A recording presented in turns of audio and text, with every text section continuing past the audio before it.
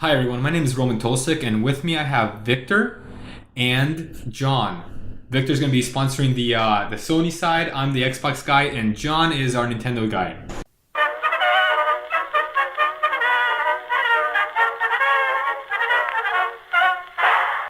Okay, so as far as what we have going on right now, the first thing we want to cover is Evil Within 2, which is not a game I'm interested in at all. However, Victor might be. And tell us why.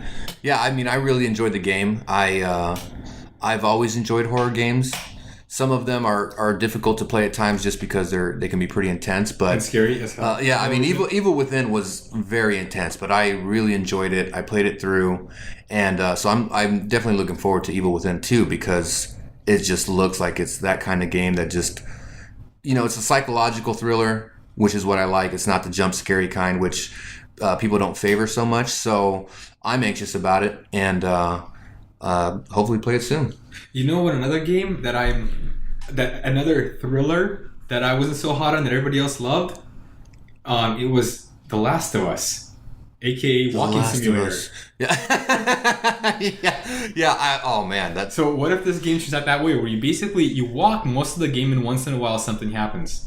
I played parts of Evil Within 1, and I got to the part where I think I was in this big building. I think I remember you probably watched me play. I think, right? Like I might have streamed it or whatever. Oh, when you were streaming Evil Within. Yeah. I was pretty drunk the entire time. But my God, that was the hardest game I've ever had to play. Yeah, I don't think we'll have that problem. I mean, Evil Within definitely wasn't a walking simulator to me. I mean, there was always constant action. You always had to, you always had to evade enemies. Avoid them or attack them. The Last of Us, there was definitely a lot more walking simulation, as you put it, and I agree with you. It's more exploration, even though there was very little exploration involved, to be honest, aside from finding the occasional crafting thing. But overall, I think the new exclusive that will be coming to PlayStation, is going to be a lot better, I think, and well, hopefully, will be a lot better. But so here's the thing, though. Okay, The Last of Us had a really, really, really strong story to push you through playing it, right? Yeah. Whereas Evil Within Part 1, I couldn't tell you the story was at this point. I remember it started off with me driving to a hospital. Yeah. And then some bad things happened. Yeah. And that was pretty much all I remember. Yeah, I was totally confused with the story, too. So, like, the story in the Evil Within didn't grab me at all. It was more just the playing of it, that tension that just kept me wanting to play it. So there was really there was a story, but to me it wasn't really as capturing as The Last of Us, like you explained. So, for a lot of people who like Last of Us, they like it because of the story. And I think people who like the Evil Within like it because of the gameplay and its, psychological thriller aspect to it, in my opinion. Okay, so with that, other than Ghost Recon, because I know we're playing that together now, what are the games that you're playing? That's really about it. I mean, I finished Horizon Zero Dawn just before we started playing Ghost Recon, and I loved that game. I played that one all the way through, and I can't say I've really delved into many other new games recently, just because I haven't had the time, I guess, I suppose. Forza, man. Yeah. I know being a PlayStation guy, you don't have access to this, but my God, is that game beautiful. It is incredible. It is incredible. If you haven't seen it in life yet, or I guess on TV, right, you got to check it out. There's a free demo out right now. It is probably one of the prettiest games I've ever seen. Yeah, you were playing that demo just earlier. Yeah, and the fact that they have variable weather now, to where the weather just changes with the track, is incredible. Like we started playing. Actually, as you came in, I was playing on I think it was a Nürburgring. I was racing a GTR. It was a normal day. Became overcast and then started raining. And I mean, my God, like, the car became undrivable, which is a nightmare. But it's still a super fun game. And one thing I want to point out too was I was reading some reviews about it, and there was a review from I can't remember which magazine it was, but it was an automotive magazine, where is an actual car reviewer reviewing this game. And you kind of hear things sometimes about, oh, this game can't be that realistic and blah, blah, blah, and the physics aren't quite right, and maybe the car's a little slidey and whatever, right? This guy says it's just like driving the real car. And this is a car reviewer, right? This is the guy who drives cars for a living. But don't they say that about every Forza game? Like this game is just like they're all that good. Yeah. It is probably like I bet you couldn't point to another franchise where it is consistently nice or higher. Gran Turismo. Even though they haven't came out with one in a decade. Yeah, or actually more, a couple decades, I would think. Actually, speaking of Gran Turismo, how about this? There's virtually no single player. Almost the entire thing's online. Yeah. How horrible is that? I never played the last one, so I wouldn't know. But the last one wasn't like that. The last one had an actual full single player campaign, or I don't know if you want to call it campaign career. I think they call it. And that was a really good game. I think all the Gran Turismos. In fact, I would say like my video game racing career started with Gran Turismo 2.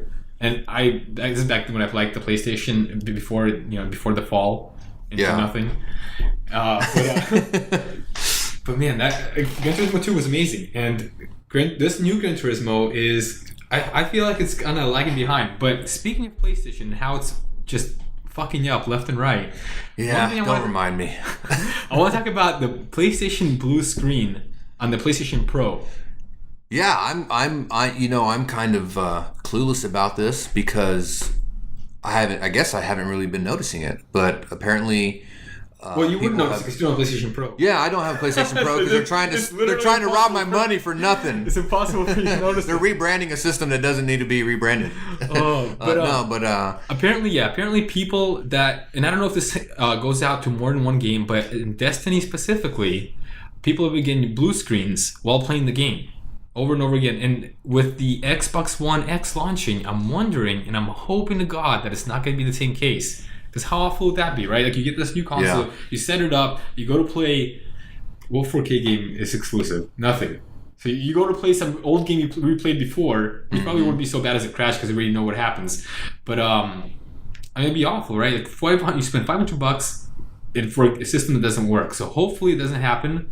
But while we're on the subject of 4K, I know one game that I'm going to be playing when I get my Xbox One X or Scorpio. I should probably refer to it. Yes, just Forza. No, Witcher. Oh yeah, I would love to revisit. Witcher is getting a 4K treatment. Yeah. So the whole thing's gonna be in 4K. I don't know if that extends out to the episodes or the DLC. DLC. You would think. Yeah, because I'm gonna be getting that right. Because I beat The Witcher. God, I played pretty much almost the entire thing. Like I've gotten like so many achievements. It's insane because I spent so many hours on it. But I know that the main game is getting the 4K treatment. I'm hoping that the DLC does too, because that's the one thing I really, really want to play. Yeah, that would be amazing. I just hope PlayStation steps it up, and I mean it's going to be difficult now because they just came out with the Pro, and there's no intention of really making another system, and they shouldn't have to. But I think Xbox is going to be taking the cake here pretty soon, especially with their Scorpio that's going to be coming out. It's going to be just, I think, the top system for the foreseeable future, which I hate to say that, but yeah, I'm disappointed in PlayStation, but hopefully me too. They can make it up somehow, some way. So actually, that's one thing I want to talk about. So right now, as it stands, the Xbox is losing in every territory, right? It's losing in Europe by a huge margin. In Japan, the Xbox might as well not be selling there because they're selling something like, I think last time I checked figures, they're selling something like 100 units a week compared to a PlayStation is like 20,000 or whatever it is a week. And even in US, the Xbox is home turf. The Xbox is losing. Yeah. So the question is, how does the Xbox come back to be on top? Now, with the US, it's pretty close, right? To where it could still, like, just the launch of the X, I think, could be enough to help usher forward a new era of the Xbox, right? But with, like, say, a territory like Europe, and I'm only focusing on Europe because I think Japan's pretty much a lost case at this point. I don't know what it is about Japanese people. Well, they're on an island. What do you expect? Yeah, they just don't want the Xbox. They just don't want it. I don't know why. But in Europe, I think that it will have to come down to a few different areas where what they'll have to do, one, is they'll have to focus on their marketing, because I don't think that people really understand everything that Xbox is capable of, right? Because it's not just a gaming console, even though it's a gaming console first, right? And it's a really good one with really great exclusives like Gears of War, Halo, Forza, whatever, right? But it's got to find a way to really push forward these other features that it has that people don't know about. Like, for instance, it has its own proprietary game recording mechanism, right? Which called Mixer, right? Which we used. Yeah. Which we used. And failed, I think. No, it succeeded. Just nobody wanted to watch it. Because it was episode 1. What do you expect? Pilot. Yeah, that, and I mean, it was like 2 hours of us just fucking up in Costa Rica again and again. Doing and the again same and again. mission over and over It again. was ridiculous. That game is... We play it on super hard, in case you're wondering. But that game has... So if you haven't played Ghost Recon, I would highly suggest you check it out. It's one of the best-selling... Was it the second best-selling game of this year? Which one? Ghost Recon? Ghost Recon. Yeah, in the first half of 2017, surprisingly, because yeah, it was surprising to hear that. Yeah, and they're coming it's a good game. I loved it, but I didn't think that many people were interested in that kind of shooter. Yeah, I didn't think But so. I guess wasn't. so. I wasn't. It's because of you that I even tried it out. And that game is so fun, and it's really repetitive because the missions feel old samey. What you're doing kind of feels the same the whole time around, but it's so fun because there's so many variables that come into play. Like when me and Victor are playing together, and we're gearing up for a mission that's we got to sneak in, and we spend like a good 10 minutes just spotting all the enemies, using our little UAV drones or whatever to fly around and capture everything. Yeah, and then out of nowhere, like some bad guy just randomly drives by, spots us, and everything goes to waste. Everything goes to shit, and now we're like running and gunning. And that's when we usually go down. Sometimes. That's always when we go down. My God. But that should be a good. I mean, that's just we're maybe 1/3 of the way through, so we still got a lot of hours to go if we intend to finish it. But it's a good game. I would recommend it to anybody who enjoys third-person shooters. And maybe that game will have a 4K update as well. I would bet it will. I would bet it will. And speaking of amazing games on the Xbox, Sea of Thieves. Sea of Thieves. Is that that cartoony textured one? Yep. I think I've seen. Right? Yeah. So it looks. I'll be honest. When I see videos of it, it looks pretty freaking boring. And I don't think I even understand it. It looks like you're just like a guy in a boat, and you share the boat with a bunch of other dudes. But apparently, every single person that plays it is blown away with this game and how good it is. Really? And so, my girlfriend recently got into gaming, thanks to me. and she's not a gamer by any means. And I started her off in Forza, which she really liked because Forza is really easy to play, right? Where you really have to only worry about left and right. I guess. And that's pretty much it. I mean, if you set all the difficulties to super easy, which for you when we played just a little bit ago, it wasn't the case. I said a little bit of, I said a little bit here and there, but it wasn't super easy. But if you just set it easy, it's really, really accessible. And so after that, the next game that I transitioned to was Gears of War. And for some reason, something clicked in there, and now she just loves shooting monsters. Huh. I don't know why, but she's really gotten to Gears of War. I mean, I think maybe because we were playing together the whole time. Yeah. But as we sit here, we've beaten Gears of War 1, Gears of War 2, Gears of War 3, and we're almost done with Gears of War 4. Wow. Right? So she must love the franchise then. I think she does, but not as much as she loves Tomb Raider. Which, I mean, it makes sense, right? It's a strong feminine lead. I like Tomb Raider. Right? Yeah, who doesn't? I mean, it's a really great game. There's a new one coming out, too. Really? Shadow, I think it's called Shadow of the Tomb Raider. Is that going to be exclusive to Xbox in the beginning? Well, too? I mean, Xbox is the better systems. So I don't know. I'm pretty sure. I'm pretty sure it won't, but it just might. I don't know. And the another, I think, great game worth mentioning is Zelda, which came out earlier this year. Oh, yeah. Which you haven't played. I played it, and John played it. What'd you think, John? Sounds good. Yeah, I mean, I agree with John. You guys can see he gave us a little head nod. It is a very good game. John's a man of few words. But Zelda is a really great game. It's one where you have almost limitless freedom to do anything you want. And I remember there was so many instances where you just do all these like little things that you wouldn't expect. Like for instance, you can cut down if you could swim, right? But you have a stamina meter. And if something's too far, you can't quite make it to it. So one thing you could do is you could chop down a tree. The tree will fall down. If you're on a hill, or you could push it into the water, you could roll it into the water and use that to help you get a little further along, because the tree will actually float on the water. And if there's a current, the tree will move the current, just like the bombs too. So like there's one instance I remember when I had to blow up this like a barrier on the other side of a river, right, which I couldn't get to because the edge was touching the water. Mm-hmm. And I would throw bombs at it, but the bombs wouldn't go quite far enough. So what I had to do was I had to go to the side and throw bombs in the opposite direction of the flow of the water. The water would grab the bombs and carry them over, and I'd blow them up at the most perfect moment. Oh, yeah. And that's a cool thing that it isn't really even part of the gameplay too much, but I saw some enemies that were sleeping, and I saw a beehive next to them. In a normal game, I'd probably just ignore that. But this being Zelda, I thought, why not just shoot the beehive with my arrow and see what happens? Sure enough, the beehive breaks open, and a bunch of bees come out, start chasing the bad guys. The bad guys wake up because they're being bitten by bees and run off in a different direction where I can just sneak in, grab their gear, and leave. I mean, it's so Yeah, great. I love games like that are just so clever. Just different facets of gameplay that you can do. It's not just walking around. It's interacting with the different elements, like the bees, the enemies, the AI, the trees, the river, the timing of throwing your bombs. I mean, that is what makes a good game. And that's why I've always loved the Zelda franchise, especially, in these more recent years with the 3D versions of them. But they're just fantastic games. And the replay is amazing because you can, in a sense, do something or approach it differently each time. And that's one reason why I've always been fascinated with those kind of games and just the replay of it. What about GTA? You like GTA?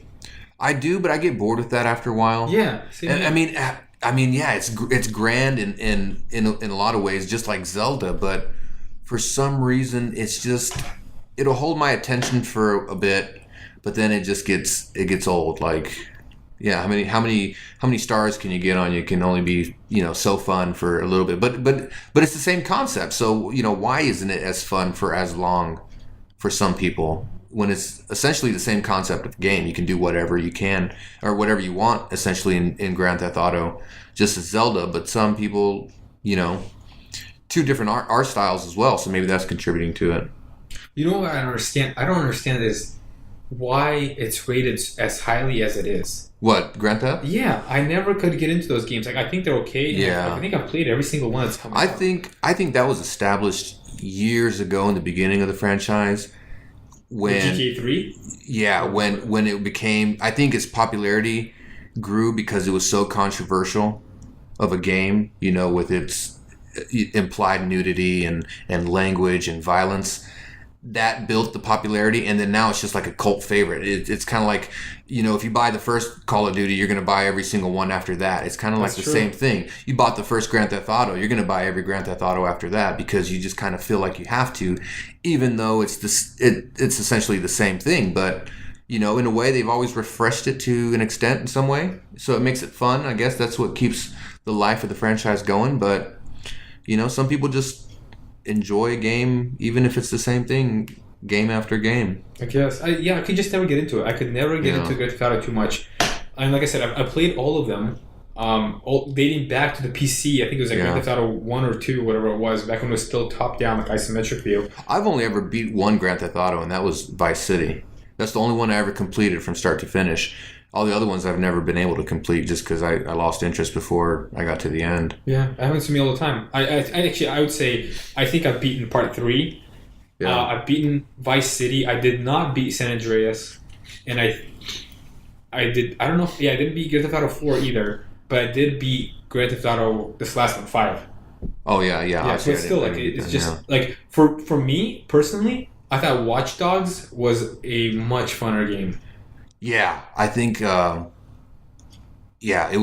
kind of reinvented Grand Theft in a way almost, and the graphics were at that time when it came out. I mean, there's Watch Dogs 2 now, but it kind of refreshed it in a sense. Did you play Watch Dogs 2? I haven't. No. Me neither. Yeah. Why didn't you play Watch Dogs 2? I don't know, and I wanted to because they added a whole lot of stuff to it. Like they added that parkour, or no, what's that? Yeah, Where you jump parkour. around. Yeah, they added that to it. They added some more hacking elements. The graphics look a little bit cleaner. So I really wanted to play it, but I just never. I don't know. I just kind of forgot about it.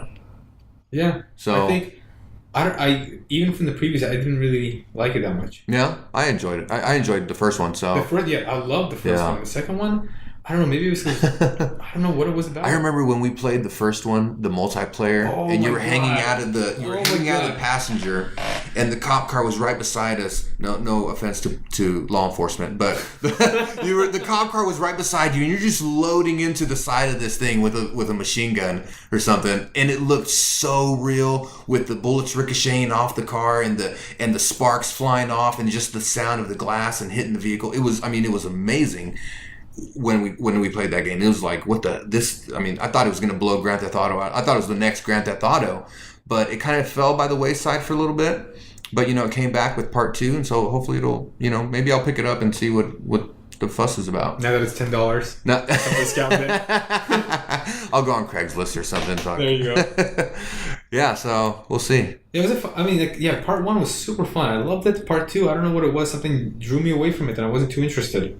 Yeah. I guess it happens pretty often. Recently, I've been looking at Far Cry 4 and how much fun I had with that game. Yeah, and see, I was exactly the opposite. I loved Far Cry 3, and I played Same that here. game like 3 or 4 times to completion. Like I just played it over so many times, and I was so excited when Far Cry 4 got announced, and I was like, holy shit, the fucking Himalayan mountains, and fucking you could ride an elephant, the graphics look superb. And I was like, yes. And for the first couple of hours, yeah, it was nostalgic. I was in love with it. But then I just couldn't play it. I don't know what it was. It's weird. I was like plagued. Maybe I plagued myself. I got myself too hyped up. And then when I actually played it, I was like, and it could be the fact that I played Far Cry 3 4 or 5 times and I burnt myself already. I burnt myself out of it. So it could be that thing where you just play the previous game too much, and when the second game comes out, it's so much alike that you were already tired of it to begin with before you even started playing it. Yeah. Huh. Yeah, I don't know. I actually really enjoyed Far Cry 4. I know I beat it, and I remember really, really liking that game. I think it's the hunting in all those Far Cry games. I don't think any game does hunting as well. And not very many games do, right? I mean, there's Tomb Raider, it does a little bit of it. Mm-hmm. And there's, I guess you could hunt if you wanted to in Ghost Recon. You could just shoot birds. I haven't seen very many livestock or animals or anything in Ghost Recon, which is weird. I ran into a cow field in the middle of the night once. Did you tip any over? No, I think the game just lets you drive right through them like they're not even there. Wow. Yeah. No, that's crazy. That was about it, yeah. I'm excited, though, about Far Cry 5. I mean, that one's set in the U.S., Montana. Yeah, Montana. It looks cool. It's a little bit more closer to home, so I feel like I can relate to it, I guess, if that makes sense. You know what I don't like about it? What? So, fair disclosure, I'm Christian, right? And to use Christian cults, it can't sit right with me. It just does not sit right with me. But I thought you were excited about it too. I am. That's the only thing I don't like about it. Is like, why do they have to use my religion as the bad guys? Why can't they find something else? Like, great. In so many times, like you've seen, like where there's games about being a deity or whatever, right? Or adventures like a Skyrim or Witcher or Far Cry 4. Wasn't that kind of like a religious thing? Was it? Or like you were supposed to that was 3. To the temple or something? I think You're that was supposed to 3, take the wasn't remains to the or something. I don't know. Anyway. But regardless, they all come up with when it's something that actually positive that happens for a religious purpose. Like it seems to be like a fake religion made up for it. Mm-hmm. But a lot of times I feel like, maybe not a lot of times, but at least this one time, yeah, I feel like they're using this like in a kind of a negative way. It rubs me the wrong way. I don't like it. I don't like that at all. Oh, hey man, there's Christian cults out there, bro. There are. This is very true. This is very true. I don't know much about the story, so I don't know. Yeah, to be fair, I don't either. I just know that I keep seeing like churches. And I keep seeing you kill people around churches, so I'm assuming. Yeah, like the screenshot says "sinner" across the. Yeah, right. So maybe you're trying to fight this cult that you apparently are a part of. Yeah. Maybe. I hope you're not a part of it, but. Okay. No, I mean you personally. You must be part of it because you're offended by it. Oh. How about Call of Duty? I haven't played Call of Duty in forever, but I'm really, I don't know why, but my interest is piqued for this new Call of Duty World War II. Because it looks awesome. World War II, right? It looks so good. It does look awesome. It looks amazing, and I'm glad I'm glad they're taking it back, but not as far back as Battlefield 1. Yeah, that's ridiculous. That was ridiculous, and don't hate us. We actually let's talk about Battlefield 1 and how much they fucking ruined it. Now, everybody listening has to understand that me and Roman are Battlefield fanatics. We love Battlefield. We played Battlefield. There was a time where we probably played every single night for hours each night. This is part 3. This is part 4. Part 2. We just couldn't get enough of this game, right? And then part 1, we were so excited for this, and it comes out, and it doesn't feel like Battlefield anymore. And don't get us wrong, it's a good game. It's in its idea and its concept, but it just, for us, it fell by the wayside. And a lot of people are probably going to get hate us and send us hate mail for it. But yeah, it wasn't. Listen to it. Yeah, the 1 million persons listening. Shirley's going to send us some hate mail. Type up that hate mail right now, Shirley. It just. Yeah, I don't know what happened to it. Yeah, I'm sure there are thousands of people that love it. What about not Battlefield, the new Star Wars game? Because you liked the first one, right? I really liked it, but Battlefront. I love that game, but I hated it that it didn't have a campaign. So this one does. Yeah, so I'm excited about this one because it has a campaign. The graphics look amazing, and I love the multiplayer. I just never had anybody to play with because you wouldn't buy it. Asshole. I know. So it's like, I played the multiplayer as much as I could by myself, and I enjoyed it. But yeah, so this new one with the campaign is really going to be so pretty. Really going to be cool. Oh my God, the graphics look amazing. Yeah. Amazing. God. Yeah. But I'm not going to get it. What? Oh my God. I'm not going to get it. Oh my God. And here's why. It's because it's made by DICE, right? The same people that made. I guess this last one is being made by 3 different studios. Uh-huh. Like one studio is handling the vehicles, so one studio is doing the multiplayer, which is DICE, and one studio is doing the single player, right? Which is all great, but I have a bad aftertaste from part 1, and it's because part 1, it feels like Battlefield Light. It feels like Battlefield in its gameplay, where there's a big, massive, set pieces. And these big armies, and they're fighting each other, but everything's reduced. There's not as many classes, there's not as many weapons, there's not as many upgrades, not as many of anything. Yeah, and that's what really bugs me about it. Yeah, and so, I agree. And this part 2 is gonna have loot boxes, which means that you don't have to, but it would be strongly encouraged for you to spend even more money, about the $6 you spent, to get unique gear. Like permanent gear that you can have once you purchase it? It's permanent gear you have, so you could have like different color outfits. But I don't know if this is for sure or not, but it might also affect the gameplay, and I think it does. Yeah. In which case, if it's a mass multiplayer game with so many hardcore players, it's kind of fucked up, right? Because it's basically you pay to win. Yeah. I have heard just today actually where people beta testing it, because I think it's open beta right now actually, or it was. And I think it ended on Wednesday. Yeah, and people were complaining that these loot boxes actually don't make it balanced, the battle balanced anymore. So if you I don't know if you buy them, if you earn them during gameplay, whatever, but apparently the more loot boxes you have or earn or obtain, that's really going to determine the battle. So some people seem to be complaining about that, and maybe they'll fix that by the time the game comes out. But I just don't ever like microtransactions in games. I agree completely. Because if you're going to buy the game, you should get the game as everybody else. There are people out there that don't mind spending an extra $5, $10, $15, $20 to get the DLC, and there are people that just can't buy it, and then it doesn't make the multiplayer fair, and then it doesn't make it fun. So the multiplayers that I've had the most fun on are the ones that are always balanced and equal.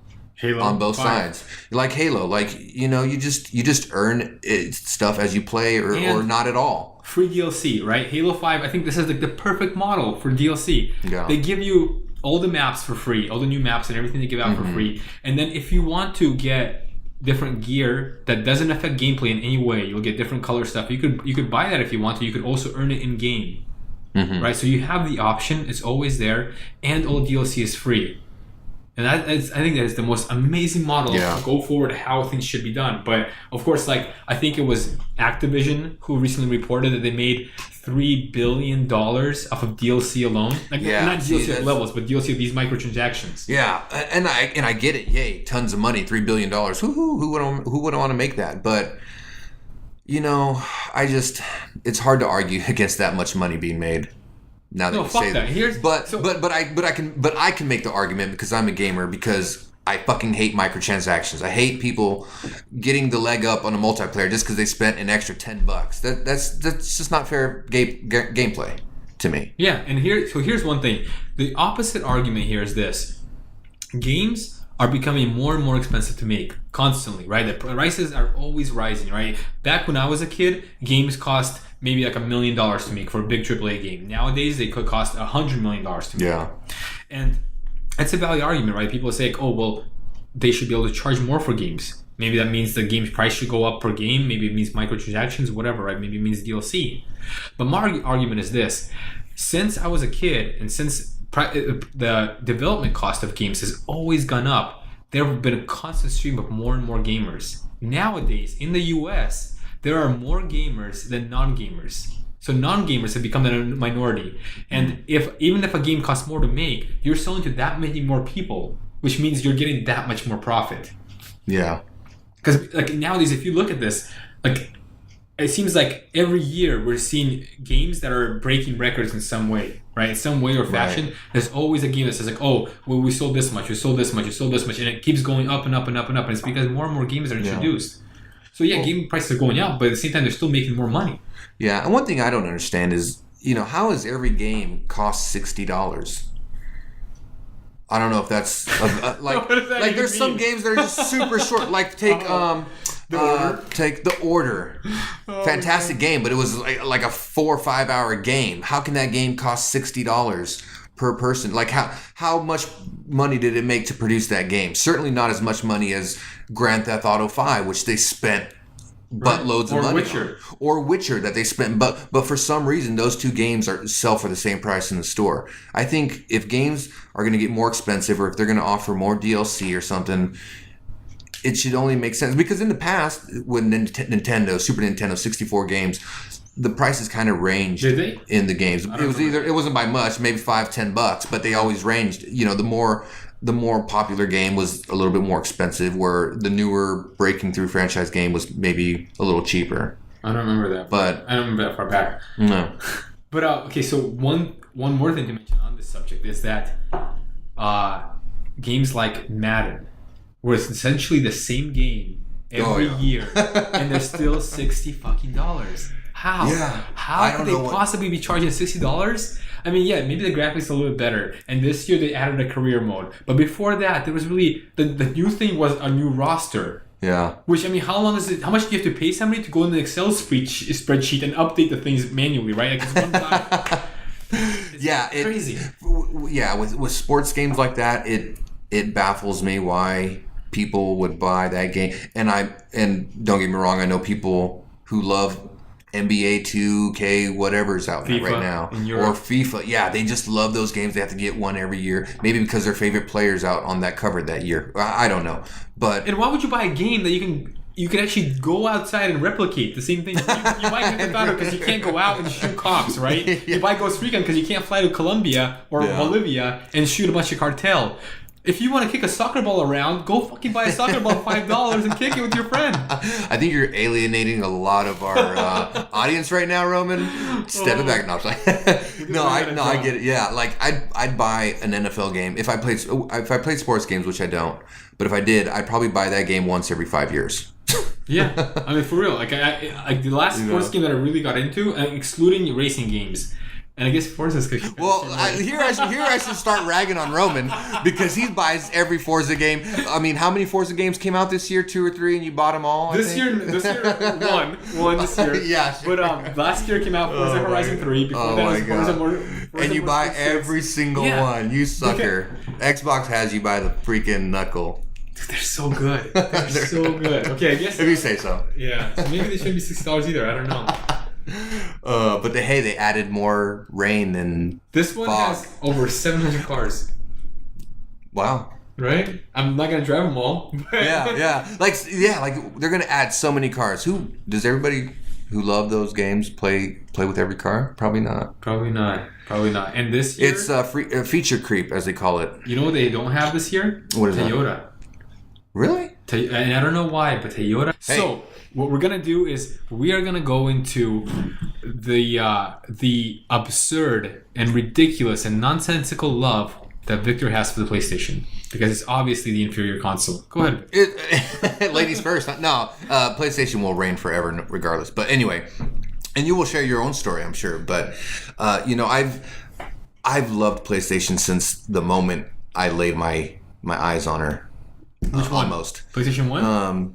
It was the PlayStation 1, the original. Well, let me correct Back before myself. I had the joysticks. So it's just like basically the Super Nintendo played discs. Yeah. That's when you loved it. So it didn't have the games. It really didn't have anything. It didn't have like a nice controller, but you loved it nonetheless. No, it was so I was in middle school and I met this kid that went to my same school. Obviously, we rode the bus, and one day he's like, "Hey, you want to come to you want to come to my house after school and play some PlayStation?" And when he said it, I was actually like, I kind of laughed about it, like, play with your PlayStation? Like, it sounded kind of girly. Like, I thought I was thinking like a cooking set or something, like a station. Like, I just had this weird idea of what it was. And I was like, but for some reason I said, sure, whatever. So we go to his place after school, we walk in his room, and I just see this gray box, just sitting on his dresser. He's like, yeah, that's my PlayStation. And I was like, oh, okay, cool. It plays, video games. And he was like, yeah. And so, he popped out this disc. And the disc is actually what put me in awe more than anything, because, this was when discs were kind of emerging. And, because nobody else had it was like a new form of media. And the fact that the bottom side was like blacked out, I just always thought, like, whoa. That's right. It's like the classic PlayStation disc. I just thought it was so cool looking. Like, I was in more of awe of the disc than I was with the actual game system, because if you remember what it looks like, it looked like a piece of crap now. If you were to look back, it just looks like a vintage box, like this gray box. So he puts it in, and we start playing this game. And from the moment we start playing this game, I was just mesmerized. And the game was Twisted Metal. And that's a fun game. Yeah, and that game fun game. I mean, I was at his place that whole night. I must have begged my mom. Were you guys just playing PlayStation or something else that night? What kind of thoughts do you have? No, strictly PlayStation. He did break out the cooking set later, but that's for a different podcast.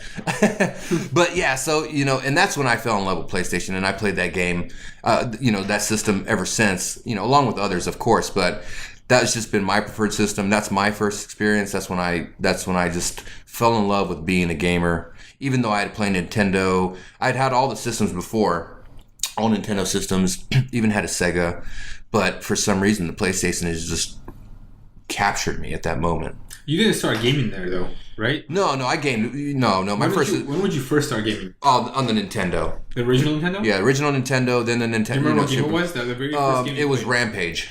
Rampage was the first game, and it had. Super Nintendo. No, this was Nintendo. Rampage came out on the Super Nintendo. No. I'm almost positive. No. Put some money on it? $5. $5, okay. $5. That Rampage came out on the Super Nintendo is what I'm saying. Oh, it might have. Are you looking it up now? Yeah. But that was my love for the PlayStation, and So I have kind of a similar story. As far as the PlayStation goes, my very first introduction to a PlayStation, and I'm not a PlayStation guy by any means. I am hardcore Xbox. I love the system ever since the original Xbox, with the Halo and Project Gotham Racing. But my first introduction to PlayStation was my family and I were at a garage sale, and there was a guy there selling a PlayStation. And I remember my dad walked up to me. He's like, Roman, this guy, and at that time I already liked video games a lot, right? And he was like, Roman, this guy is selling a PlayStation. You understand? A PlayStation. It's not just a video console, it's a PlayStation. And I'm like, Dad, what's a PlayStation? He's like, I don't know, but it's a PlayStation. And we kind of looked at each other, we looked at the system, and we passed. Oh my God. And that was pretty much it. And since then... I completely ignored PlayStation 1. I played a little bit of it. I never owned it. We did get the PlayStation 2. And as a kid, my brother and I pulled our money together. We got the PlayStation 2, but that thing was so fucking expensive that we couldn't afford any games. Oh, so we got the console to sit there in our room. And that was it. We had to rent games once I got a little bit of money. That's a bit. So did you look it up? When did Yeah. So Rampage came out on the NES. Rampage is a 1986 arcade game by... Yeah, where's it saying NES? Where's it saying NES? That's an arcade game. It came out, and the first console it came out was not the NES. Platforms, NES, Atari, Linux, Amstrad. Oh, damn it. DS. Damn it. I know for sure. I owe you $5. Yeah. God damn it. I thought it was the Super NES. Okay. Anyway, so I'm a like I said, I love the Xbox, and my story with the Xbox goes like this. I was a cart pusher at Fred Meyer, and I was maybe like 16 years old. And my boss, who was a supervisor at the time, he needed some extra money because, I don't know, he was having a baby or something with his wife, something ridiculous. And he was selling his console. And I talked him down as much as I could. What console is this? This was the original Xbox. Oh, okay. One of the big new controller. He was selling that with 2 games, Halo and Project Gotham Racing.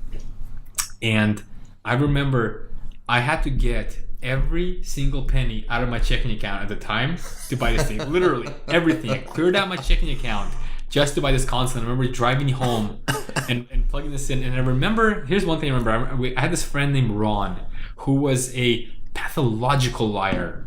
I mean, nothing that came out of this guy's mouth was the truth. And he told me that in Halo, there was destructible environments. So if you throw a grenade at a building, the building will blow up. The very first thing I did was in the side building, I threw a grenade there and I remember nothing happening. Oh my gosh. And I was so disappointed. I was like, what the fuck is it? Man, anyway. But that was my introduction to Xbox, and I loved it ever since. Because Halo was the funnest game ever. So even though you were disappointed, you fell in love. I played for 8 hours straight.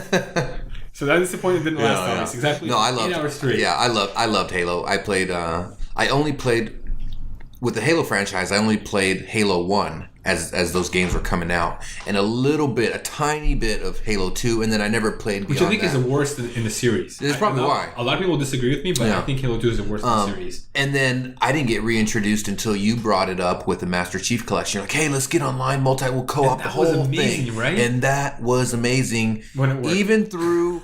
And if anybody's played Master Chief Collection co-op, maybe you had the same problem with lag and connectivity. We loved that game so much that we stuck through all that bullshit. We both have full-time jobs. Victor's married. I have a girlfriend, right? So we're busy people, right? And we would have maybe, say, an hour and a half, 2 hours dedicated, every couple times a week. Yeah. And out of that, say 2 hours, 45 minutes to an hour were dedicated to us just trying to matchmake because the game was so fucking broken. It was so broken, but when it worked, it was like gold, and that's what we thrived on. It was like, if we get 5 minutes of gameplay, it was worth it because the Halo franchise Master Chief Collection was just that fucking good. The co-op too. Let me ask you this: do you think, even counting Ghost Recon and every other game we played together, has there been another game that has been as fun in co-op as the Halo Master Chief Collection? No. It was amazing, right? I think that was the most fun I've had in a co-op game. It was just entertaining from start to finish. Not a single second would let up of fun. Just jam-packed with action, which I know you're like a heavy action guy. I think. Oh my God, yeah. From what I perceive, you love constant action in video games, where I can do without it, which is why I like The Last of Us. Yeah, which is why I like The Last of Us so much. But yeah, I love the pace of Halo and how intelligent. I'm not recording. No, just kidding. Go ahead. and how intelligent and that's mainly how intelligent the AI was in Halo. Do you think it was as good in 5? I feel like they dumbed it down, or they just didn't put as much into it. In 5, it felt a little like you were shooting a sponge. Like, the enemies just kind of stood there. Yeah, they kind of stood there and they took heavy hits. Whereas, all the previous games, like in the Covenant, they would like take cover, use tactics, dodge your grenades, roll that out. was the worst when the elites. Oh my god, you could never grenade them unless you had a sticky grenade and you got lucky. But yeah, in 5, I definitely noticed, especially those alien robot forms that would they're come not together. even fun to play against. Because they just kind of stand there, they shuffle their feet. But I mean, it was still an enjoyable game. But yeah, I see what you mean about that. It's super pretty. And then the music composition was excellent. Oh my god, Marty O'Donnell, he is a master of video game music. I mean, you don't bring so many different elements of a game together so well like the Halo franchise, in my opinion. And that's coming from somebody who prefers PlayStation. It's just I can't. Nobody can talk shit about Halo. Yeah. If you were to make like an overall generalized statement about the two systems, I would say Xbox is more of a system for co-op and multiplayer, and PlayStation is more of one that focuses really heavily on steep single-player experiences, like Uncharted, like The Last of Us, like The Order, right? Where it's like a really rich story and a really rich single-player, but it's more of like a system like for people who don't have friends. I've actually never. What are you trying to say? No, I when you say it that way, it makes a lot of sense why I don't have friends. But the PlayStation thing too. No, but the PlayStation thing, exclusives tend to be story-rich, single-player driven games on PlayStation. I would definitely agree with that, which is not a bad thing because just because a game is multiplayer doesn't make it fun. You know what I hate to admit is I'm actually looking forward to The Last of Us Part 2. Oh man! And it's because my girlfriend loved watching me play Part 1. She could not get enough. After we finished Part 1, she goes, "Are there any games like that for Xbox?" And I have to say, "Yeah, of course."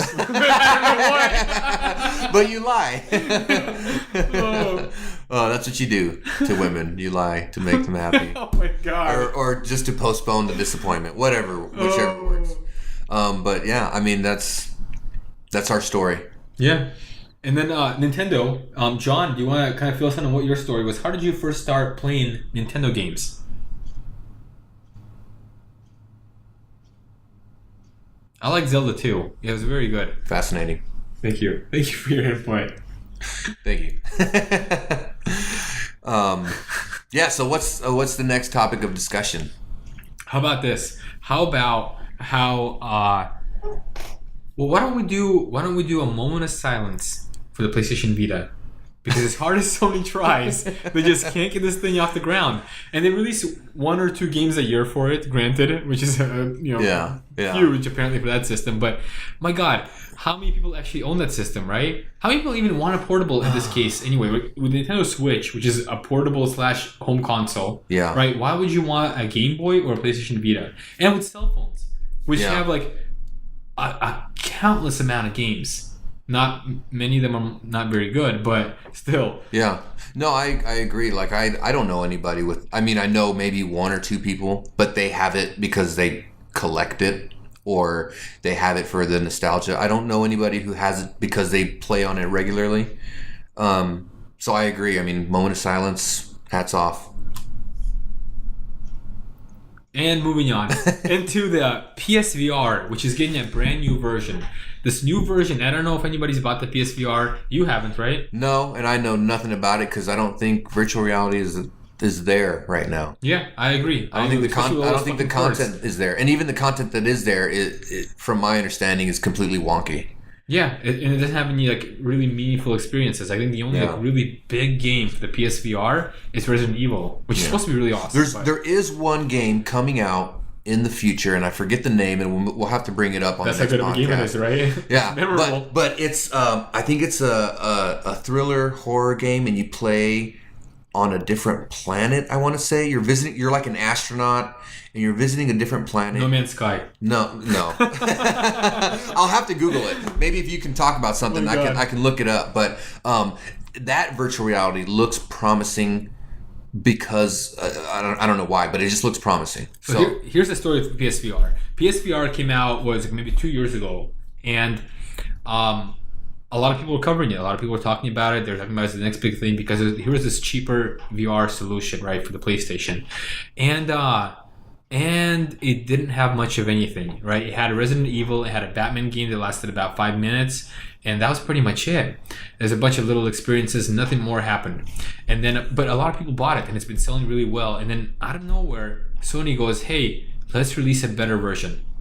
All of a sudden, there's this new version where it hides some of the cords. It now has HDR. It has all these other features, and it costs a lot more, and or maybe the same as, but this one will be cheaper or whatever. So in any case, it'll be, there'll be a financial difference there.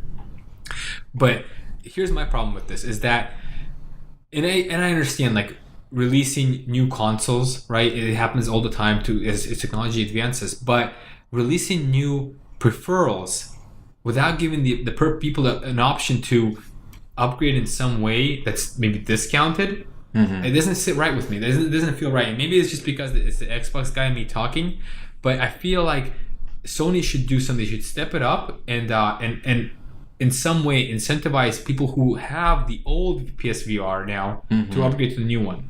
Yeah. It's kind of like what I think PlayStation is doing with the console right now. You know, they made the Pro when I don't think it's necessary. They should have skipped the Pro and done something bigger like the Xbox's Scorpion. Because Scorpio, sorry. It's not. Or is that the official name? Scorpio? Yeah. So it kind of is. It depends on which console you got. If you were like me and you pre-ordered it right when it came out, you got the Scorpio edition, which actually has Scorpio on it. And what's cool is if you were to tear the console up, which I'll never do, but if you actually tear it open, on the motherboard, there's a little picture etched into it of Master Chief riding a Scorpion. Isn't that cool? Damn, so they want people to open their Xboxes. Right? Like what other company does that? Like a little like fanfare. Yeah. Just out of nowhere, but that's pretty neat. As far as Call of Duty goes, you said you haven't played them in a while. Did you play the very first one, the very original Call of Duty on PC? Is that the one with the it's like World War II or something? World War II still. Yeah, the guy's like on the cover with the just a single shot rifle or something. Well, they did that for a while. They did that for the first 3 games, I think. I think I have. It was on the PC though. I don't think it came out for consoles. Oh, if it was on PC, then probably not. Oh, okay, so I used to play that game. So my brother and my brother's not a very big gamer, and we've actually hit kind of a rough patch. But whatever, that's aside. We used to play Call of Duty together because that was a game that he liked and I liked, and we would actually once in a while. This happened pretty rare, but I remember I have this one memory of this is like a story of games bringing people together that are very different, and me and my brother couldn't be more different. Is at one point where we decided to play Call of Duty together. We decided to spend all day together just playing Call of Duty. So we played for like 8 hours, maybe 6, 8, 7, 9 hours, whatever it was. But it was like a full day of gaming. We got food together. It was this magical day when my brother and I connected completely, and it was all just thanks to this game, this Call of Duty game. And that was the first time I played Call of Duty. Not the first time, but it was the very first Call of Duty I played was with him. And he had his little laptop, I had my PC, and we're playing together in the same servers, in the same room, in the same team. And it was amazing. It was absolutely amazing. We really never had an experience like that ever since. I wish we did. I really would. I'd love to, but yeah. Now, when you get together gaming with somebody like that, especially like a brother, when you're young, it's like there's nothing else like it. It's just like a wonderland of fun. Yeah. There's like there's a local teriyaki joint that we went. It's called Ichi Teriyaki, and I swear by this, it makes the best teriyaki you would ever have. So if you ever happen to be in Federal Way in Washington State and you want teriyaki, Ichi Teriyaki is phenomenal. Wow, it is. I love teriyaki, so I'll have to try it. You will, and I promise you this. I promise you it will be the best teriyaki you ever had, and I know I can promise that because I've told this to several people now in the past, and every single one that's tried it, they never believe me until they try it, and they go, "That is the best teriyaki." It's fucking good. Wow, it's so good. Anyway, it's not a teriyaki podcast. Yeah. Anyway, so back to the PlayStation VR game that I was talking about, which is called Farpoint. It's set in, I guess, the future. You play some kind of astronaut. This isn't the game there, but and it's a VR game, and it looks like it moves you forward in the game on its own. So really, you're just controlling the 3D looking, and the shooting. But I could be wrong. It's just that's what it appeared to be in the gameplay to me. So we'll see. That might be a problem for me. I don't like games that force you into something such as it moving for you in the game. Commitment. Yeah, that's it. So actually, I don't know if you tried this. I actually have a VR headset for my phone. It's one of those like cheap little headphones. Oh, I have one of those. $50 over, right? Yeah. Most of the games are made like that, like first-person games where you move to wherever you look.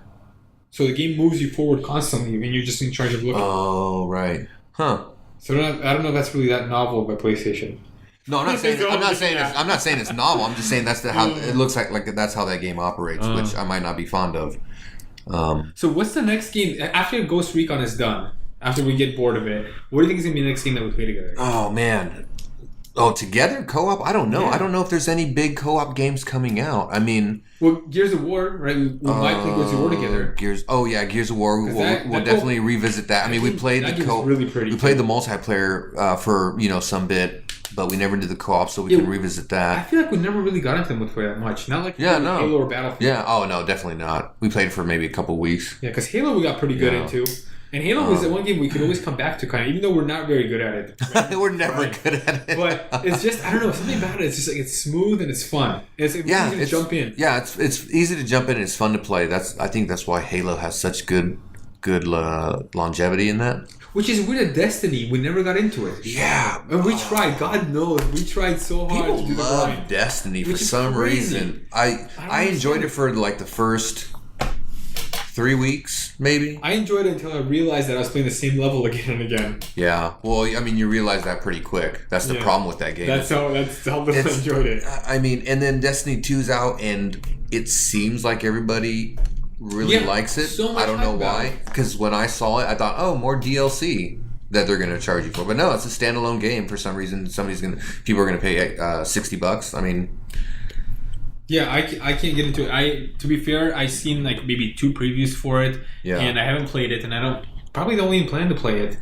But yeah, it just does not look that good. Far Cry 5 looks much better to me. I guess people just love that would probably be the next upgrading their outfits and their banners and their color coordinating their armor with their weapons and their face. Discovering dance moves. To me that's just that's something a 13-year-old would play. And that's who loves it. Yeah, exactly. I guess. And I mean, I'm not trying to knock Destiny. It's created by. Bungie, who are amazing. They made fucking Halo. So, Bungie, if you hear this, I'm sorry. I love you. Please don't send me death threats or anything like that. Or cease and desist letters or something. It was kind of disappointing to me. Yeah. I agree completely, especially if the first one. I remember seeing that concept art, and one that really stands out was there was a couple of bad guys, they had like rags on, and they had like this big walking tank behind them. Yeah, and it's like a snowy level, and you can kind of see the snow kind of flowing through. It was just a piece of concept art, and at that point, I was like, my God, I have to get this game because it looks just the concept. No, the visuals of the game are off the charts. It's off the charts, but the AI wasn't very good. Like, AI is not very good. Not as good as they Halo. Just seem to charge you or hide. Yeah, it was not a game that we really got into. It was a big co-op game. Yeah. So beyond that, I mean, the only thing we really have to look forward to as far as co-op goes is just Far Cry, right? Far Cry. I don't think Days Gone is going to be co-op. It is. It is co-op. With Days, is that the new Xbox one? No. Which one is Days Gone? I think it's the PlayStation exclusive. Oh, no, that one, that one I don't think it's going to be co-op either. Yeah, you're right. That one's not going to be co-op. That's a single player. It's on the PlayStation, so it's for people who don't have friends. But, what's the Xbox one called? The zombie Xbox game. The zombie Xbox. I don't know. You're the Xbox guy. It's the one you played. Dying Light? No, that's not it. It's zombies and you build a fortress or you build like a town. Fallout 4, no. No, that's definitely not it. Okay, so there's an Xbox game coming out that's about zombies, and that one is going to be, it's part 2. It's a sequel to some game that we can't remember the title of. Probably because we had too many beers at this point. Oh, you're talking about, You're the one that actually told me about it. And you played it. I haven't played it yet. But I was playing it on PC though. What the hell is it called? I just know it's like the special day one edition or something. Oh my god, this is ridiculous. This is gonna bother the hell whatever. out of me. Anyway, so that game, sequel for that is gonna have a multiplayer, but even that, I don't know if it's gonna be that great. I'm sure it's gonna be good. I don't know if I'm gonna be the kind of person that gets into it too much. I think it looks really interesting, but at this point, I feel like I might be getting a little tired of zombies. Yeah. I mean, I've been tired of zombies for some time because it's hard to do zombie games well. Vampires. Vampire. What do you mean? Here's gonna be a great game. Oh, Vampire. So, have you ever played Masquerade Part 2? No. So this is a game. Imagine this. So it's a role playing game, right? It's like semi open worldish, modern day, in I think Los Angeles. And you're a vampire, so you have all these powers, and you gotta suck people's blood and stuff like that, and you gotta kind of sneak them away, and you gotta choose what kind of vampire you want to be. Now that would be, if they remade that or made like a Masquerade Part 3, that would be an amazing game, because there's basically there was this vampire hierarchy, like deep within the underground of Los Angeles, right? And underground, like figuratively, right? Because they lived in actual skyscrapers, so they're way above ground. But they're in the air. But yeah, figurative underground. And basically, like they had like a prince for every region, and you were this newly bitten vampire trying to figure out what to do. And you could either join with these vampires or you kind of go against them, right? And I think at the end you were forced to go against them. What is that? State of Decay 2. That's what it is. State of Decay 2. Yeah. State of Decay. God, that This isn't the game. way better than. It's not. It's a list of zombie games. I'm just pointing to the one on the list. Oh, State of Decay 2. Yeah, that. I mean, it looks good, but again, like I don't know. I might be tired of zombie games by now. Yeah, even Metal Gear is making their own zombie game. Metal Gear Survive. This is a zombie game. That's going to be interesting to see. How the hell is Metal Gear making a zombie game? Yeah, I don't know. We'll see. Oh yeah, this is post Hideo Kojima, so it's just it's I don't know, Konami, who's now more interested in making what are they, pinball machines or whatever, right? Yeah. Video games. So we'll see what happens there. But oh yeah, they might as well cash in on them if they can. Yeah, we'll see how Metal Gear Survive turns out. Yeah, I mean that's still pretty much all we got, right? I think so. All right, wrap it up. Until next time, thanks for joining us. PAXP. PAXP. PAXP Episode 1 out.